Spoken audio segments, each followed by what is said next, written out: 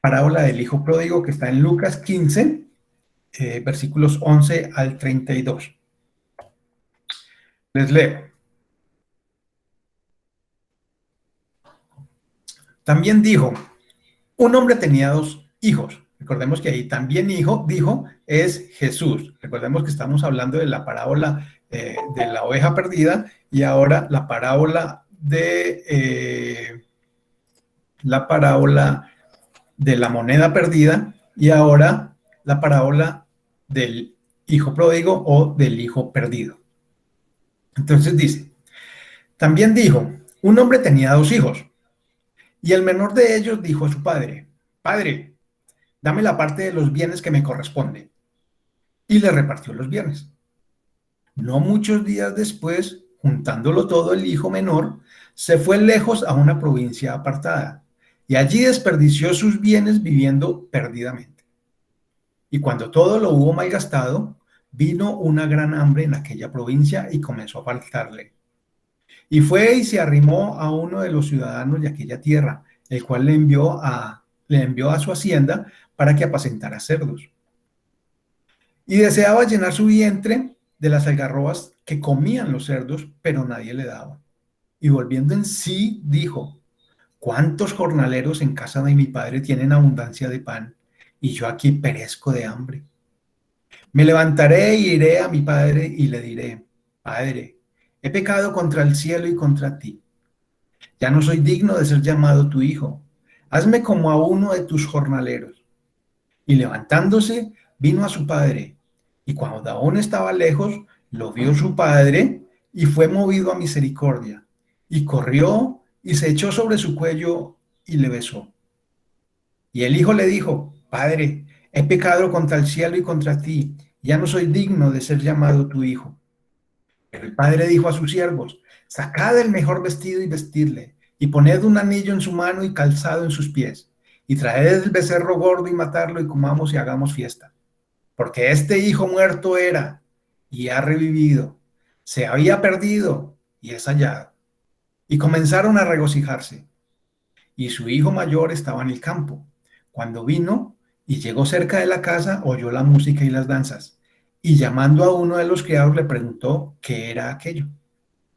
Él le dijo, tu hermano ha venido y tu padre ha hecho matar el becerro gordo por haberle recibido bueno y sano. Entonces se enojó y no quería entrar. Salió por tanto su padre y le rogaba que entrase. Mas él respondiendo dijo al padre, he aquí tantos años te sirvo, no habiéndote desobedecido jamás, y nunca me has dado ni un cabrito para gozarme con mis amigos. Pero cuando vino este tu hijo, que ha consumido tus bienes con rameras, has hecho matar para él el becerro gordo. Entonces le dijo, hijo, tú siempre estás conmigo, y todas mis cosas son tuyas. Mas era necesario hacer fiesta y regocijarnos, porque este tu hijo, este tu hermano era muerto y ha revivido. Se había perdido y es hallado. Bueno, esta es, creería que es una de las parábolas, o es la parábola más conocida, es como la parábola más famosa que podemos encontrar, que hemos oído, que hemos de pronto escuchado predicar, que hemos estudiado a profundidad.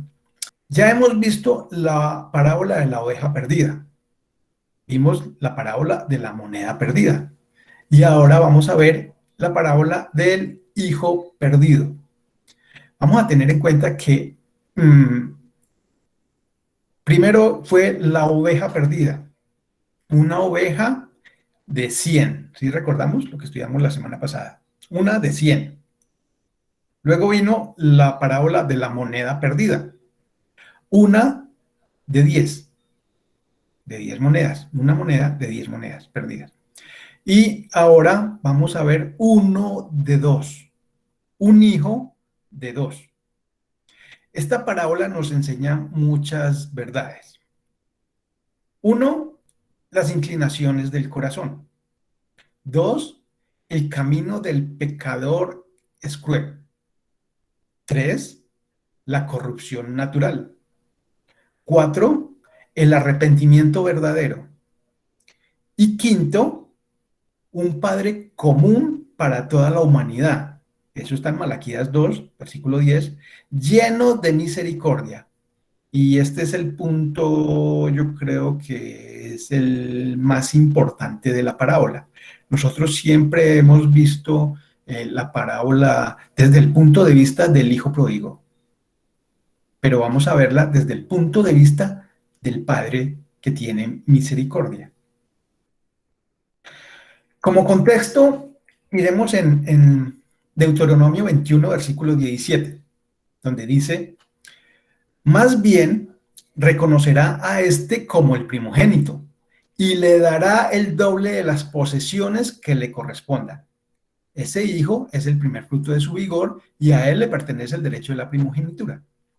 Resulta que la ley la ley de Moisés decía que el primogénito, el primer hijo, le correspondía el doble de la herencia.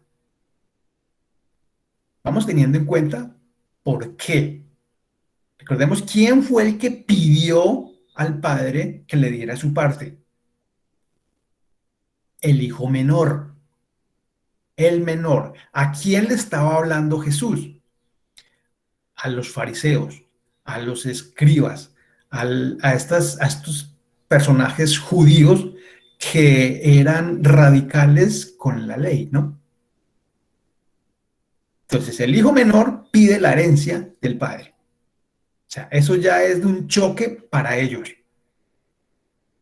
Según la ley de Moisés, al hijo mayor le correspondía doble parte de la herencia, aunque los bienes normalmente se repartían después de muerto el padre. En casos especiales podía este hacer el reparto en vida. El hijo menor le dice a su padre: dame, casi como una orden, y convirtió en efectivo su parte y partió para disfrutar lo obtenido lejos de su casa y del control paterno. La vida extravagante y desenfrenada lo llevó a la extrema pobreza, y los amigos que le ayudaron a gastar el dinero desaparecieron. El hermano mayor se negó a unirse en la celebración y renegó de la generosa recepción.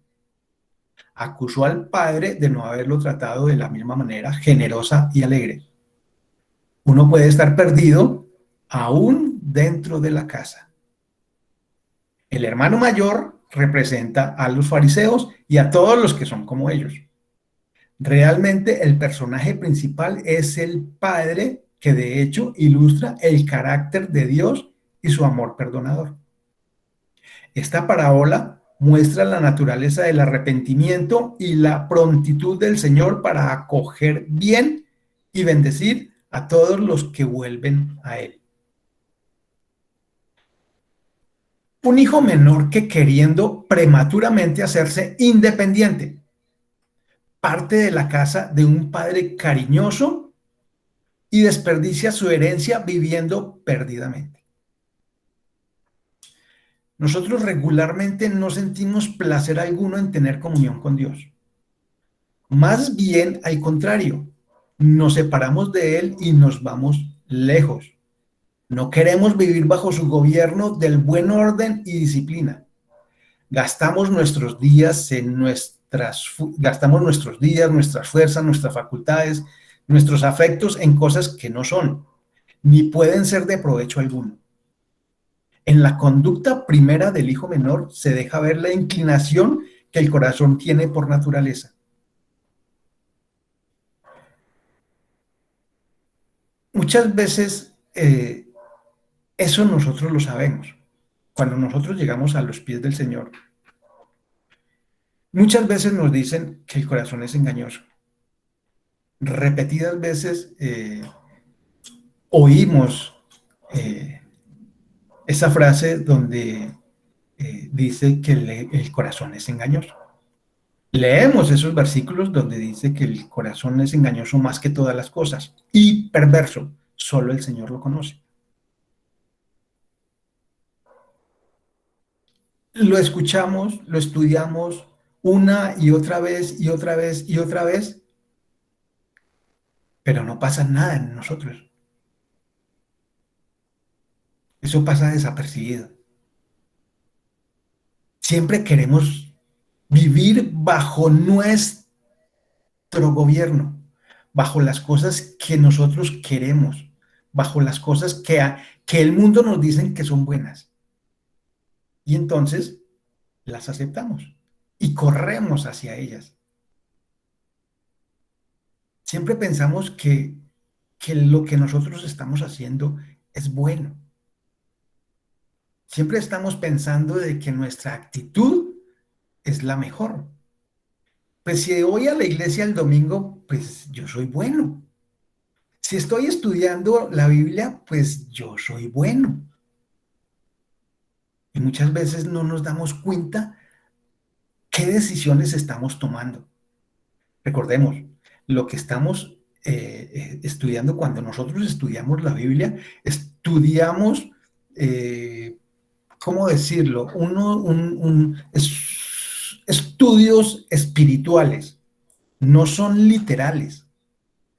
Porque podemos pensar, ah, no, es que yo no soy hijo pródigo porque pues, yo estoy aquí y estoy viviendo bajo las órdenes y bajo el gobierno de Dios. Y cuando nosotros empezamos a ir más allá, cuando nosotros, cuando el Señor nos permite ser conscientes de lo que nosotros estamos sintiendo, de lo que estamos viviendo, nos damos cuenta de que estamos muy, muy lejos del Señor.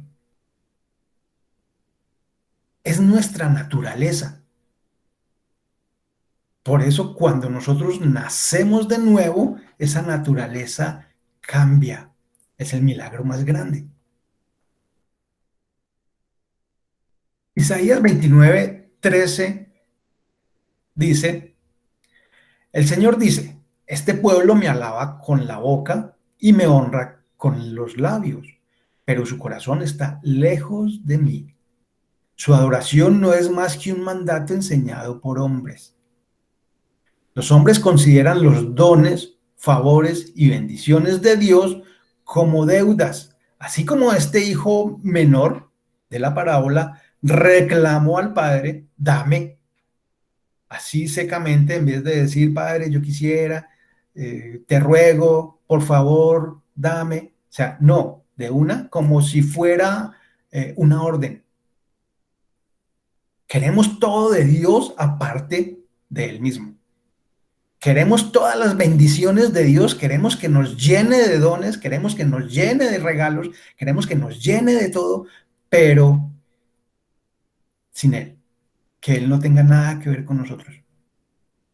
Y muchas veces cuando, en nuestras oraciones lo que nosotros hacemos es reclamarle. Muchas veces le damos una orden, le ordenamos al Señor que nos dé, le ordeno al Señor que me dé. O sea, el Señor, yo creo que nos mira y debe de sentirse tan dolido que nosotros no conozcamos qué es lo que el Señor nos ha dado y qué es lo que nos sigue dando. Y hasta a veces le manoteamos y le exigimos que el Señor, te exijo que, y decretamos que el Señor nos va a dar todo como si fuéramos ese hijo menor. Solo miramos las cosas que se ven, que son temporales, y codiciamos solo los regalos presentes, pero no nos preocupamos por una felicidad futura. Ese es nuestro corazón. Esa es nuestra vida en el Señor. Pensamos que el Señor es nuestro dispensador, es nuestro cajero, que no es sino ir allá, acercarnos y oprimir las teclas F2 y tengo mi bendición. Pero en nuestro corazón, ¿qué es lo que el Señor nos pide? Ya voy entendiendo, ya vamos entendiendo por qué el Señor lo único que nos pide es el corazón. Que nos enamoremos de Él, que tengamos una relación íntima con Él, porque a partir de ahí, cuando nosotros lo conocemos, es que vamos a poder disfrutar de los regalos que Él nos da. Ahora, ¿cuál es el camino del pecador? ¿Cómo es el camino del pecador? La segunda verdad, ese camino del pecador es salvaje. El pecado domina con cetro de hierro, haciéndonos en el mundo sus esclavos. Romanos 6:16 dice, ¿acaso no saben ustedes que cuando se entregan a alguien para obedecerlo, son esclavos de aquel a quien obedecen? Claro que lo son, ya sea del pecado que lleva a la muerte o de la obediencia que lleva a la justicia. De esto hemos hablado muchas veces. Solo hay dos caminos. Como hablábamos aquí en las charlas cuando lo hacíamos presencial, solo hay dos rutas de buseta. ¿En cuál vamos montada? ¿En cuál nos montamos? ¿Por cuál camino es que vamos? Vamos por el camino del pecado que lleva a la muerte o de la obediencia que lleva a la justicia. El estado del hijo menor representa un estado pecaminoso, un estado de separación y distanciamiento de Dios. Y el mundo es aquel país lejano a donde llega. Matthew Henry hace una pregunta en uno de sus comentarios. ¿Qué es el infierno si no es el estar lejos de Dios? O sea, hagámonos esa pregunta y contestémonos esa pregunta. ¿Qué es el infierno si no es el estar lejos de Dios? Si podemos tener esa dimensión, que el estar lejos de Dios, lo que dice Matthew Henry, es el infierno. Un estado de pecado es un estado de carencia. Es como una tierra donde reina el hambre, así tengamos el estómago lleno. Este hijo menor, estando en ese país lejano, pues le tocó apacentar cerdos, le tocó ir a cuidar cerdos. Pidió trabajo y ese fue el único trabajo que le dieron. Miremos que Jesús mmm, intencionalmente lo hace. O sea, dice ese oficio a los judíos que le estaban oyendo, a los fariseos. ¿Por qué? Porque los cerdos eran animales impuros para los judíos. Eso está en Levítico 11, versículos 7 y 8. O en Deuteronomio, capítulo 14, versículo 8. Lo que puede suponerse que el patrón no era judío. Si tenía cerdos, no era judío. El apacentar cerdos era el trabajo más despreciable que un judío pudiera imaginar. Y más degradante aún sería compartir con ellos la comida. El mundo solo podrá ofrecer alimento de desperdicios y comida para cerdos. Ese es el mundo al que nosotros queremos estar, queremos ir. Ese es el mundo donde nosotros estábamos. Y muchas veces no nos dábamos cuenta en el mundo en que estábamos. Ahora estamos supuestamente en la casa del Padre, pero anhelamos estar allá apacentando cerdos. Anhelamos estar en ese mundo apacentando cerdos.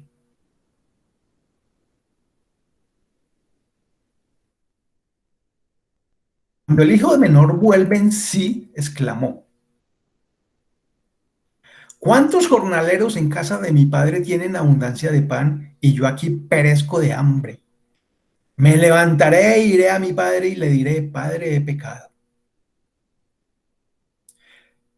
Pensar no es arrepentirse, pero es el principio. Convicción no es conversión, pero es el primer paso. Los buenos pensamientos son muy saludables, pero ellos no constituyen que sólo así obtendrá la salvación. No es solo deseando, no es solo queriendo, no es solo pensando, no es solo estar convencidos totalmente. El pecado es un estado de perdición y muerte. Yo no sé si estamos dimensionando qué es lo que hace el pecado en nuestras vidas. ¿Qué es lo que quiere hacer ese mundo con el pecado en nuestras vidas?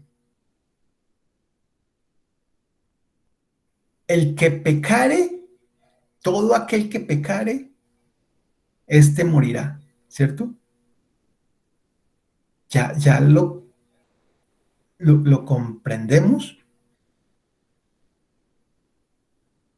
El pecado nos mata, nos separa de Dios. Dice, porque este hijo mío estaba muerto, pero ahora ha vuelto a la vida. Se ha perdido, pero ya lo hemos encontrado. Tenemos que reconocer nuestro pecado, nuestra corrupción natural, porque todos hemos nacido con pecado. Todos. No hay ni uno. Nosotros ya no podemos practicar, ser practicantes de un pecado o de algunos pecados. No, porque Juan también lo dice en su primera carta, que el Hijo de Dios no practica el pecado. Si nosotros ya somos hijos de Dios, no tenemos por qué practicar el pecado, porque ya no somos nosotros, ahora es Cristo que vive en mí, que vive en nosotros. Por eso en nosotros no puede haber pecado, no puede, no puede. Volver hacia Dios con fe y arrepentimiento verdadero. Así como el hijo menor saliendo del país distante y volviéndose a la casa de su padre, puso en práctica sus buenas intenciones, entonces ya no son intenciones, ya no son convicciones, sino que puso en práctica. Ahora ya estoy convencido, yo ya estoy dispuesto, ya tengo esa convicción de que soy un pecador, de que estoy mal, entonces pongo en práctica y regreso a la casa del Padre. Y confesó su pecado sin rodeo alguno. Acá podemos ver un verdadero arrepentimiento y una conversión verdadera.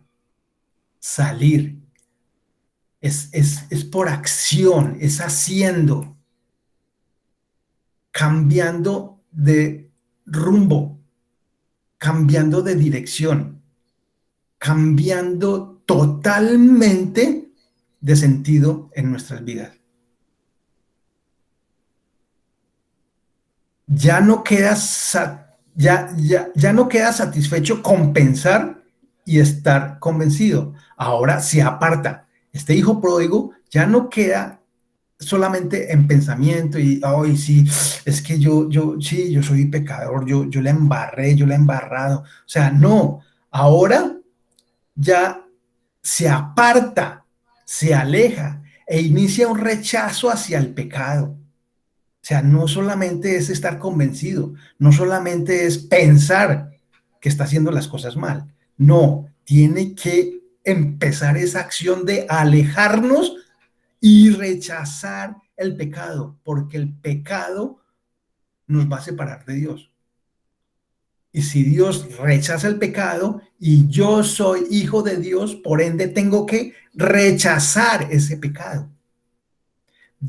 Este hijo menor deja de hacer lo malo. Así nosotros tenemos que dejar de hacer lo malo y buscar hacer lo bueno. ¿Qué es hacer lo bueno? ¿Qué fue lo que hizo el hijo menor? ¿Qué hizo de bueno? Regresó a la casa. Regresó junto al Padre. Los hechos son la esencia del arrepentimiento que salva. Los hechos, los hechos. Por eso el Señor dice, Jesús dice, por sus frutos los conoceréis. Por sus frutos son hechos. Ahora, ¿cuál fue el motivo de su regreso y arrepentimiento? ¿Qué le pasó a este hijo pródigo? ¿Por qué se tomó esa decisión de devolverse? ¿Por qué? Por su aflicción. Se vio afligido.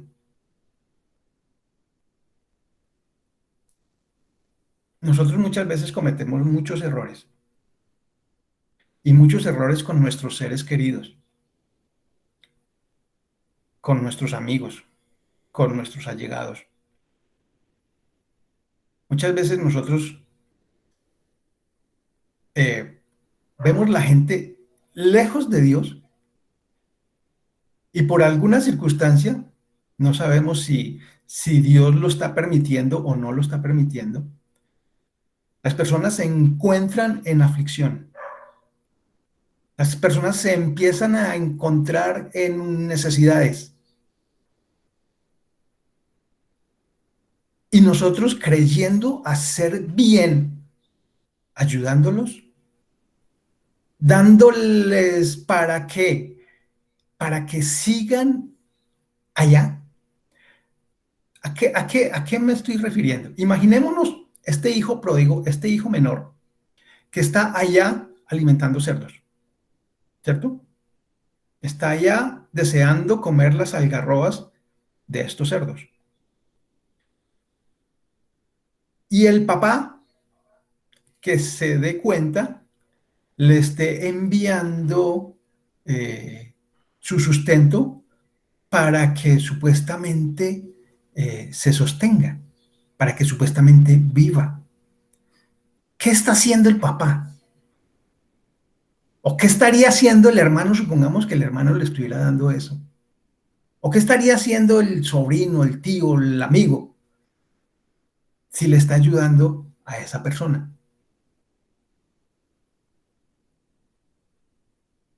Retardando, demorando el regreso de ese hijo a la casa del padre. Porque pues, si me están dando, pues no tengo necesidad de buscar del padre. No tengo necesidad de volver a la casa, a mi casa. Cuando nosotros estudiamos, cuando nosotros hemos oído hablar de la parábola del hijo pródigo, nosotros nos identificamos como que la iglesia es la casa del Padre y que cuando nos vamos por un tiempo y regresamos, entonces ahí volvió el hijo pródigo a la casa. Si nosotros tenemos en cuenta el contexto de lo que hemos estudiado, el contexto de la oveja perdida, el contexto de la moneda perdida y ahora del hijo pródigo, vemos que estamos hablando de un mismo tema.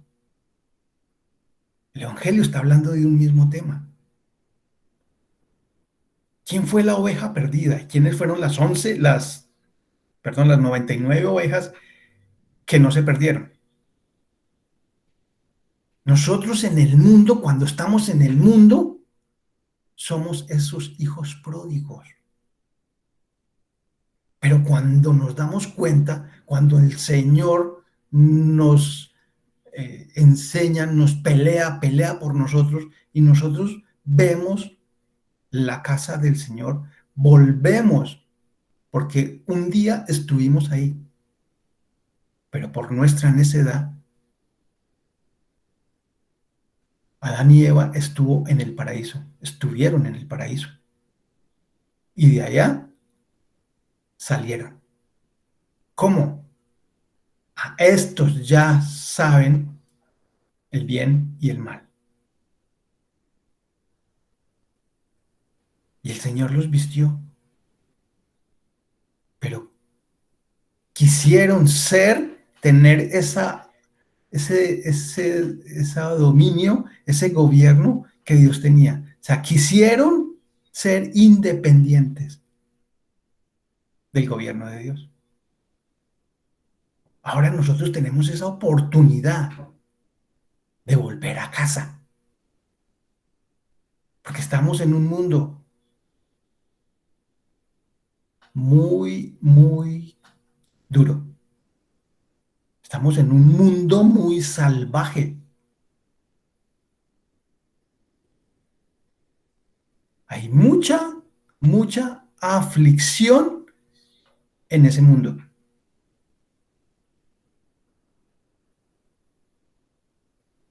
Los hechos son la esencia del arrepentimiento que salva. Los hechos, las emociones, las lágrimas, remordimientos, deseos e intenciones son inútiles a menos que vayan acompañados de hechos y de un cambio de vida. No basta, como lo hemos dicho muchas veces, de poner la cara de pastel. No basta. Tiene que haber un cambio en nuestras vidas, un cambio radical, radical. Así es que nosotros nos damos cuenta. Tenemos que saltar de esa pecera donde está el mundo contaminado a la casa del Padre. Y cuando aún estaba lejos, lo vio su padre y fue movido a misericordia. Y corrió y se echó sobre su cuello y le besó. Pero el padre dijo a su siervo: sacad el mejor vestido y vestidle, y poned un anillo en su mano y calzado en sus pies, y traed el becerro gordo y matadlo, y comamos y hagamos fiesta, porque este es mi hijo, porque este mi hijo muerto era y ha revivido. Se había perdido y es hallado. Recordemos qué pasó con con la oveja perdida, qué pasó con la moneda perdida, y ahora el hijo estaba perdido y ahora es hallado. Parece innecesario comentar estas palabras, pero acá podemos ver el infinito amor del Señor hacia los pecadores. Infinito amor del Señor hacia nosotros, porque nosotros éramos pecadores. Y nos enseñan cuán grande es su voluntad de recibir a todos los que vienen a Él. Esto no es exclusivo, esto es para todos, pero para todos, ¿qué? Que vienen a Él y que y qué completo y amplio es el perdón que concede. Así es justificado todo el que cree. Completo, completo, una restauración completa. Salmo 51:17 dice: el sacrificio que te agrada es un espíritu quebrantado. Tú, oh Dios, no desprecias al corazón quebrantado y arrepentido. Si vemos por qué el Señor lo que nos pide es el corazón. Es un Padre lleno de misericordia, lleno de amor, lleno de piedad, lleno de gracia para con nosotros, para con toda la humanidad. Un corazón arrepentido el Señor no rechaza, el Señor no desprecia. De nuevo en casa somos restaurados. Estábamos muertos y hemos llegado a revivir. Estábamos muertos en delitos y pecados. Y Cristo, que es la resurrección y la vida, nos restauró, nos resucitó.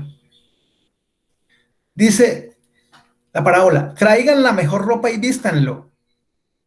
Isaías 61:10 dice: me deleito mucho en el Señor, me regocijo en mi Dios, porque Él me vistió con ropas ¿de qué? De salvación, y me cubrió con el manto de la justicia. Soy semejante a un novio que luce su diadema o a una novia adornada con sus joyas. Nos dio la salvación. Estábamos muertos, pero ahora vivimos. Por misericordia de Dios. Póngale también un anillo en el dedo y sandalias en los pies, le dice el padre al siervo.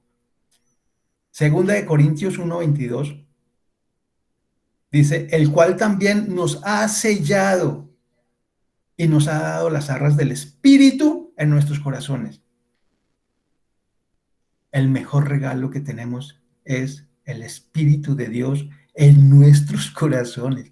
Yo no sé si nosotros podemos imaginarnos eso. Dios mismo en nuestros corazones. Su Espíritu en nuestros corazones. Efesios 6, versículo 15 dice, y calzados los pies con el apresto del Evangelio de la paz. Fuera de eso, nos da el Evangelio, nos da el camino, nos da vida, nos da la verdad. Maten el becerro más gordo. Salmo 119, 103. Cuán dulces son a mi paladar tus palabras.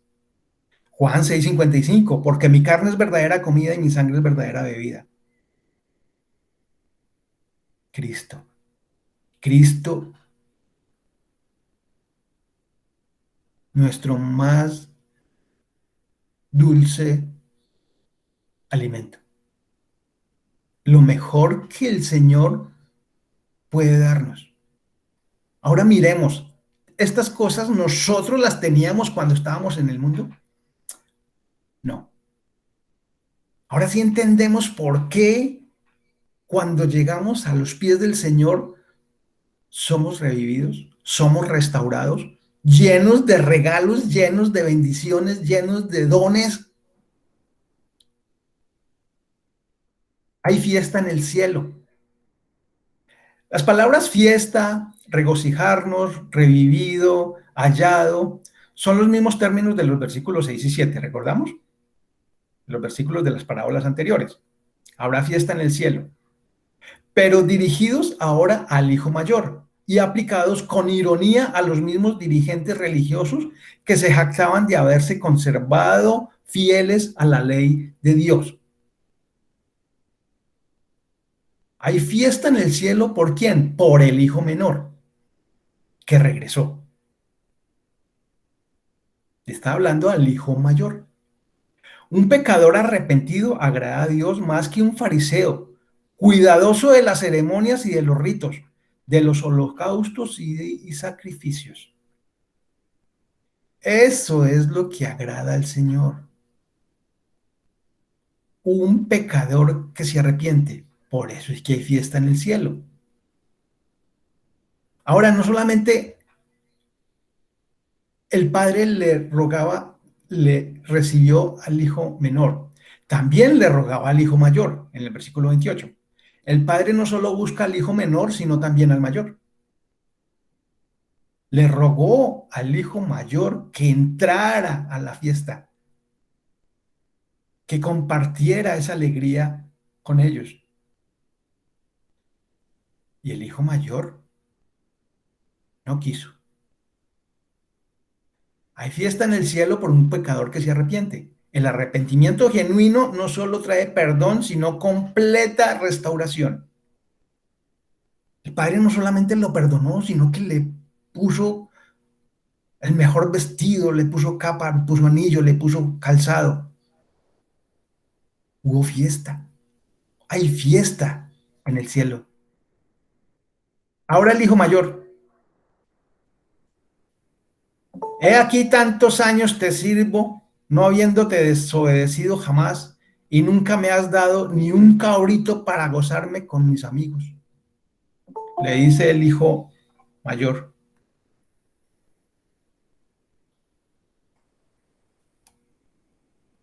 Rara vez somos conscientes de lo que tenemos cuando estamos en la casa del Padre. No somos conscientes de todas las bendiciones que poseemos al estar cerca de nuestro Dios y Señor. Teniendo abundancia de paz, de pan en casa del Padre, buscamos alimento en la basura que el mundo nos ofrece.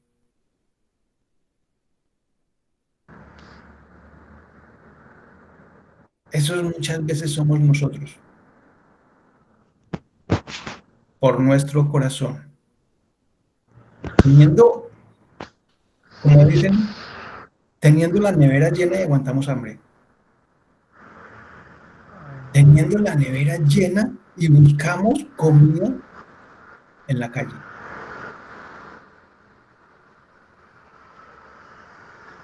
Que el Señor nos dé ese entendimiento de verdad. Que el Señor nos dé esa comprensión de qué es lo que nosotros tenemos ahora. Que nosotros podemos escudriñar las Escrituras y buscarla con ímpetu, con denuedo, con pasión, poder conocer más de Él. No sabemos cuántos regalos hay ahí, no sabemos cuántas bendiciones hay ahí, no sabemos cuánto alimento, cuánto manjar hay en esa nevera, cuánto deleite hay en la casa de Dios. Porque este hijo mío estaba muerto, pero ahora se ha vuelto a la vida. Se había perdido, pero ya lo hemos encontrado. Ese es nuestro Dios, ese es nuestro Señor. Dios nos ama con tanta pasión que es un gozo estar a su lado, que es un gozo estar ahí buscándolo, ahí oyendo, ahí escuchando su voz, ahí buscando su rostro. Es un gozo, es un gozo. Por eso no nos apartemos de su casa. Muchas veces hemos pensado que nos hemos apartado de la casa del Señor cuando nos apartamos de la iglesia. Y podría ser que es que nunca hemos estado en la casa de Dios, sino que hemos pensado que nuestro corazón nos ha dicho que estamos en la casa de Dios, pero seguimos escarbando en las canecas de la basura del mundo.